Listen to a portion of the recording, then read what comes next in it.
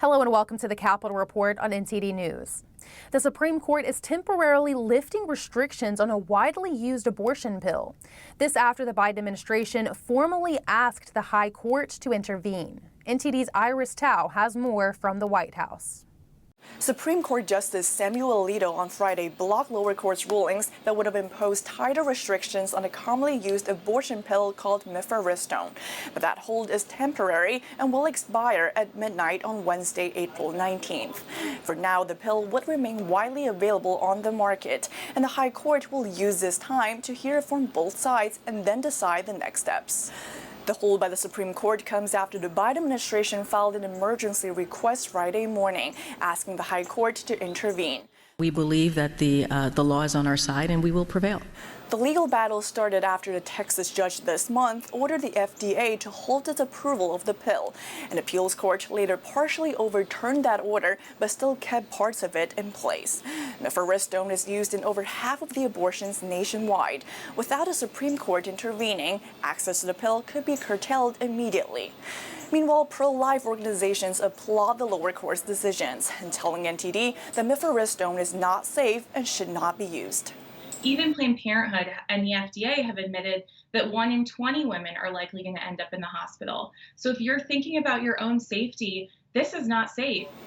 The Supreme Court will now have 5 days to further look into the case, and a full court ruling could come before next Wednesday.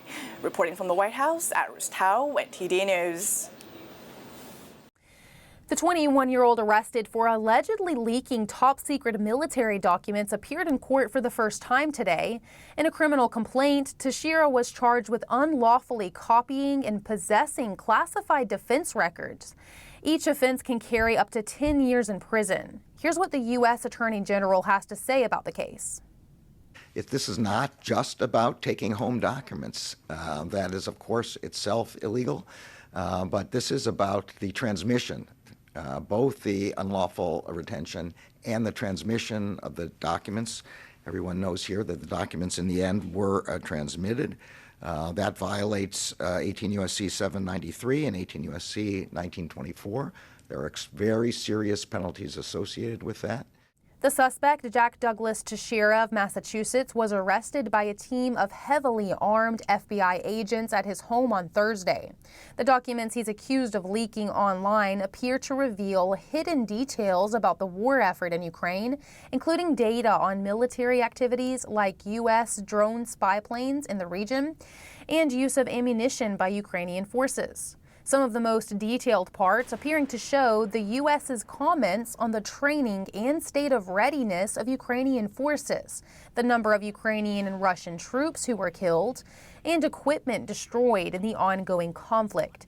Many world leaders dismissed the contents as fake, and U.S. national security agencies say they now must assess the damage this leak has caused with allies. So what do these documents reveal? And could the Biden administration use this to increase its surveillance on social media users? Let's take a closer look. All right, joining me now is Steve Friend, who's a senior fellow at Center for Renewing America, and he's also a former FBI agent and whistleblower. Now, first, Steve, I want to get your thoughts on how concerning these documents are. Now, the president said he's not too concerned because he says there's nothing consequential. In your eyes, how concerning is this leak? It's incredibly consequential to me. It's in fact showing that the federal government has been lying to the American people about the progress that's been made in this conflict abroad, and all the funds that have been provided are not going towards any sort of progress that we want to see happen. And finally, the people that have come forward with this information are now being sort of labeled as the problem as opposed to the mission itself. And how did you come to that conclusion that these documents show that the administration has been lying to the American people? Just in looking at them, it seems to me that the casualty reports that we're hearing and the fact that Ukrainian soldiers are dying at, I believe, a 7-fold level above the Russians. And then on top of that, just reading recently, the media reports, I believe it was Reuters reported a week ago that this was potentially Russian disinformation. And now we've shown that it's actually accurate. And you mentioned the fact that the person who released these documents, or leaked these documents rather, that everybody's focusing on him. And that's true, actually. You see the media reports, people saying, oh, how could somebody so young have security clearance? I was going to ask you about this, but I think it's more interesting to think about what do you think his motive was for releasing the documents? Do you think he's genuinely concerned about something that he thinks the American people should be aware of? What are your thoughts on his motive? I don't think it particularly matters. And just being a whistleblower myself, I said, look, you can think that the person is a grifter or a political partisan. It doesn't matter. It is incumbent on the administration to take the information he brought forward seriously and see if it's accurate or inaccurate, and then take any sort of action that they deem to be necessary.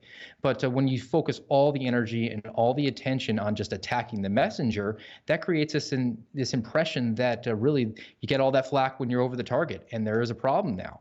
So the best thing that can be done for any sort of whistleblowing that's legitimate is for the authorities that are in place to consider the veracity and the merit of that information and then act upon it. And what do you think about how quickly this young man was arrested? Once again, it's something where the national security sphere and the classified documents have now morphed from something where we're trying to protect very important information and preserve continuity of government, preserve national security, and now it's just something that's a resource for folks to use. So now it's something that they can control access to their friendly media, and clearly there is some collusion between media and government. And when you limit that access, media is more likely to give you favorable treatment. And so they fed him a bone and then located this individual, and they got credit for it. And the other end of that is when there's any sort of scrutiny on the people that are in power, now you can always hide behind the shield of, well, that's national security, I can't talk about it. Yeah, actually, that's the next question I wanted to talk about, is how intertwined the government is with media. So we have seen some reporting that the Biden administration could use this incident as a pretext to look at ways to expand how it monitors social media sites. How do you view this? Do you think this is going down a dangerous path? What are your thoughts? Yeah, it is. It clearly is. So when it comes to securing information, it's sort of a three-legged stool. You have to have the actual infrastructure to preserve the documents and keep them safe. You have to have a vetting process where you pick people of high moral character who are going to be safe to have that information. And the third leg is that the government has to be honest. And when you have a conflict between number 2 and number 3 and the government lies, people who are of good, upstanding character are going to feel compelled to come forward with that information. Well, so now there's going to be a vetting process where they're just going to find people that are willing to go along to get along. And the government can continue to lie, which is obviously going to be a problem for all of us. Very good insight. Thank you so much. Steve Friend, Senior Fellow at Center for Renewing America and a former FBI agent and whistleblower. Thank you so much, Steve, for your time. Thank you. This leaked documents issue has already spilled over into some political drama. Congresswoman Marjorie Taylor Greene appeared to defend the leaker. She wrote on Twitter, Jake Teixeira is white, male, Christian, and anti-war. That makes him an enemy to the Biden regime. And he told the truth about troops being on the ground in Ukraine and a lot more. Ask yourself, who is the real enemy?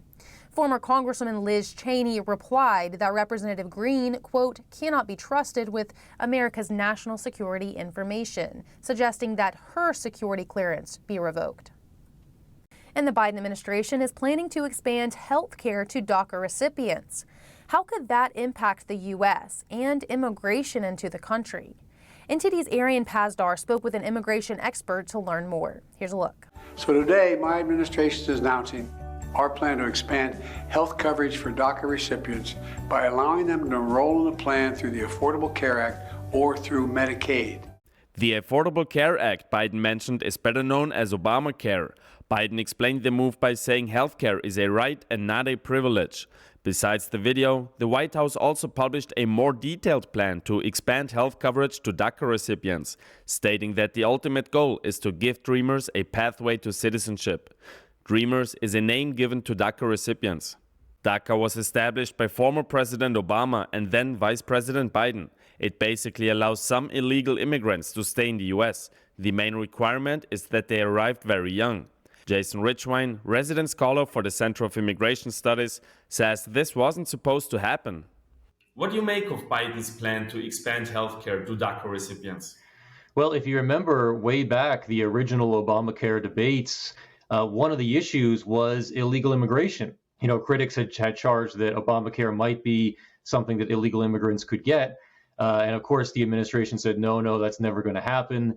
The fact checkers said, of course, that's not in the bill. Well, now it's happening. Could actions like this incentivize more illegal immigrants to come into the U.S.? Well, I don't know if they need any more incentive than the Biden administration has already given them. They basically opened up the border in the sense that they have a new plan or a new policy in place where they just bring in as many people as they can rather than trying to actually actively discourage people from crossing the border. HHS is expected to soon propose the rule change. The administration says it expects to get the proposed rule done by the end of the month. Arian Pastar, NTD News. Thank you for watching the Capitol Report. If you want to see our full broadcast, check us out at epochtv.com.